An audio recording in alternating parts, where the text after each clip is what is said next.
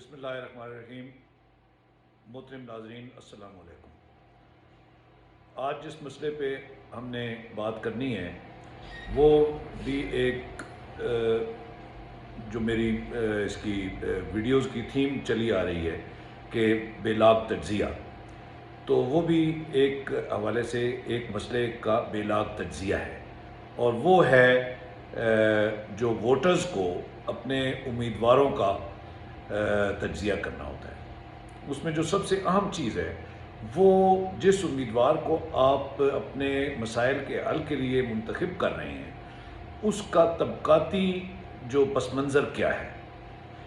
جو امیدوار آپ کے طبقے کے قریب ترین ہوگا تو وہ آپ کے مسائل کو بہتر طریقے سے سمجھے گا بھی، اور جب کسی ادارے میں جائے گا، کسی بلدیاتی ادارے میں یا جو قانون ساز ادارے ہیں جس طرح کہ قومی اسمبلی ہے یا صوبائی اسمبلی ہے، تو وہ اپنے جو ووٹرز ہیں جو کہ اس کے طبقے سے تعلق رکھتے ہیں یا کم از کم اس کی جو طبقہ ہے اس سے قریب ترین ہیں، تو وہ ان کے مسائل کو وہاں اٹھائے گا بھی، اور جب تک وہ حل نہیں ہوتے تو وہ ان میں دلچسپی لے گا اور مستقل وہ آواز اٹھاتا رہے گا۔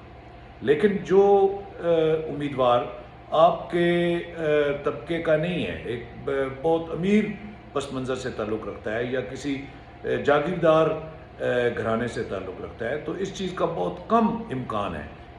کوئی شاذ و نادر کوئی بندہ سلیم الفطرت ہو تو وہ ایک الگ بات ہے، لیکن زیادہ تر اس طرح کا جو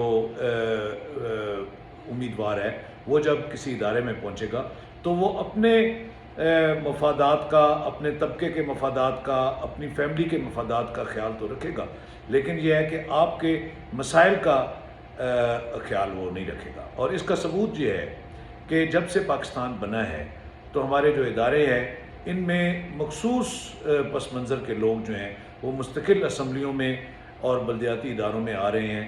بلدیاتی اداروں میں پھر کچھ لوگ ایسے آ جاتے ہیں کہ جو کہ عام ووٹرز کا جو ایک طبقاتی پس منظر ہے اس سے تعلق رکھتے ہوتے ہیں، لیکن جو قومی اور صوبائی اسمبلیاں ہیں ان میں تو آج تک کوئی درمیانے طبقے سے یا نچلے طبقے سے کوئی بندہ جو ہے وہ پہنچا نہیں ہے۔ تو آپ دیکھ سکتے ہیں کہ لوگوں کے مسائل کی کیا صورتحال ہے۔ جب ایک مسئلہ سر چڑھ کر بولنا شروع ہو جاتا ہے، جب ایک سڑک ٹوٹی ہوئی ہے تو وہ 3 سال ٹوٹی رہتی ہے، پھر جب وہ لوگ مظاہرے کرنا شروع کر دیتے ہیں، آواز اٹھانا شروع کر دیتے ہیں، تو پھر جا کے کہیں وہ سڑک بنتی ہے، اور اس میں بھی پھر لکھا جاتا ہے کہ جی فلاں بندے کا بہت شکریہ کہ اس نے یہ سڑک بنوائی ہے، حالانکہ یہ لوگوں کا حق ہے۔ اس شکریہ تو تب ہو کہ جب وہ اس کو پہلی فرصت میں اس کی ریپیئر کروائے، اور پھر اس کو جب زیادہ ٹوٹ جائے تو اس کو بنوائے۔ اسی طرح اب دیکھیں یہ مہنگائی کا مسئلہ چل رہا ہے، اور جو اسمبلی ممبران ہیں اور وزراء جو ہیں وہ ایک طرح سے یہ ثابت کر رہے ہیں کہ جی معیشت بہتر ہو گئی ہے، اور یہ ہے کہ فلاں ملک سے ہمارے ہاں کم مہنگائی ہے۔ بھئی آپ یہ دیکھیں کہ اس ملک کی آمدنی کیا ہے، لیکن وہ کیونکہ ان کو خود مہنگائی کی وجہ سے جو مسائل ہیں ان کو اس کی جو حدت ہے وہ محسوس نہیں ہوتی، تو اس وجہ سے وہ مختلف ہیلے بہانوں سے تاکہ لوگوں کا جو ایک ریئیکشن ہے اس کو کم کیا جائے، تو وہ انہیں اس چیز میں انٹرسٹ ہوتی ہے۔ مہنگائی جس بندے کو محسوس ہوتی ہے، جس کو یہ پتہ چلتا ہے کہ کل میں آٹا جو ہے وہ آسانی سے خرید کے لے آتا تھا اور کچھ پیسے بچ جاتے تھے، آج وہ دیکھتا ہے کہ نہ کچھ پیسے بچتے ہیں بلکہ کوئی نہ کوئی ایک جو مسئلہ ہے، مثلا یہ ہے کہ بچوں کی فیس کا معاملہ ہے یا جو بجلی کے بلوں کا معاملہ ہے، اس میں کچھ نہ کچھ رہ جاتا ہے، تو وہ تب پھر اسے احساس ہوتا ہے جب اس کو اس کی گرمی محسوس ہوتی ہے کہ بھئی واقعی مہنگائی ہے۔ تو ایک وزیر ہے یا اسمبلی کا جو ممبر ہے اس کو اسمبلی کے ممبر ہونے کا ہی اتنی تنخواہ اور اتنے فنڈز مل جاتے ہیں کہ وہ بھی اس کے لیے کافی ہیں، بلکہ کافی سے زیادہ ہے. پیٹرول فری مل جاتا ہے. پھر اس کے بعد مہمان خانے کا خرچہ کچھ لوگوں کو مل جاتا ہے. پھر یہ ہے کہ دوروں کا خرچہ مل جاتا ہے. پھر یہ ہے کہ کئی دفعہ انہیں اگر کوئی بیمار ہیں تو باہر علاج کا سہولت مل جاتی ہے. لیکن جو غریب آدمی ہے اس کو جو ہاسپٹلز اویلیبل ہیں وہ بھی ان کے ہاں دوائی نہیں ہوتی، کبھی ڈاکٹر نہیں ہوتا، اور وہاں اتنا رش ہوتا ہے کہ وہ اچھے طریقے سے اپنی جو بات ہے وہ وہاں ڈاکٹر کے سامنے کر بھی نہیں سکتا. اور ڈاکٹر بھی جو ہیں وہ جب رش میں گرے ہوئے ہوتے ہیں تو وہ ظاہر ہے وہ توجہ نہیں دے سکتے جو کہ انہیں دینی چاہیے. تو یہ پہلو ہے کہ وہ جو امیدوار ہے وہ آپ کے جو طبقہ ہے اس سے تعلق رکھتا ہو یا کم از کم قریب ترین ہو. مثلا یہ ہے کہ اگر کوئی عام طور پہ کم آمدنی والے جو ہمارے ہاں غریب لوگ ہیں، مطلب یہ ہے کہ 70-80% جو ہے وہ غربت ہے. میرا نہیں خیال کہ کتنے پرسنٹ لوگ ہوں گے یا 2% جن کی 50,000 پر منتھ سے زیادہ آمدنی ہوگی.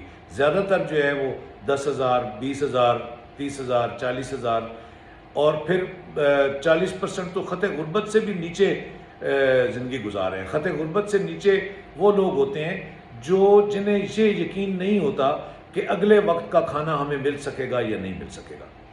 ان کے لیے ان کے پاس اتنے پیسے نہیں ہوتے کہ وہ شہر جا کر کوئی اپنے روزگار کی تلاش ہی کر سکیں.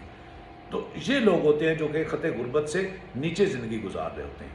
تو ہاں بہت زیادہ جو غریب طبقے سے تعلق رکھتے ہیں ویسے تو انہیں بھی اس قابل ہونا چاہیے. جو الیکشن کی فیس ہے اور جو الیکشن کی مہم پہ خرچہ آتا ہے وہ اتنا کم ہونا چاہیے کہ ہر طبقے کا جو بندہ ہے وہ اپنے آپ کو جو ہے وہ پیش کر سکے یا اس کے طبقے کے لوگ اس کو پیش کر سکیں کہ یہ اس میں الیکشن میں حصہ لے سکے. لیکن اگر کوئی مڈل کلاس کا ہے تو اس کو پھر بھی غریب یا بہت زیادہ غریب جو لوگ ہیں ان کے پھر بھی اس کو ان کے مسائل کا کچھ نہ کچھ ادراک ہوگا. کیوں کہ وہ آئے دن ان کے اندر بیٹھتا ہے، ان کو دیکھتا ہے. لیکن جو بہت زیادہ امیر کلاس ہے، جس طرح کہ ایلیٹ کلاس ہے یا جاگیردار طبقے ہیں، اتنی جاگیریں ہیں سندھ میں جاگیرداروں کی کہ ان کے اوپر ٹرین ایک گھنٹہ یا اس سے زیادہ چلتی رہتی ہے. تو اس کو پھر غریب کے یا غریب ہاری کے یا کھیت مزدور کے یا اس کے جس مسائل کا کیا پتہ ہوگا. تو یہ آج ایک اس پہلو پہ میں نے اپنا تجزیہ پیش کیا ہے. تو میری خواہش ہے کہ آپ لوگ بھی اپنا تجزیہ پیش کریں اور کمنٹس میں اس کو جگہ دیں. اور آپ کو اگر ویڈیو پسند آئے تو اس کو لائک کریں، سبسکرائب کریں اور شیئر کریں. بہت شکریہ.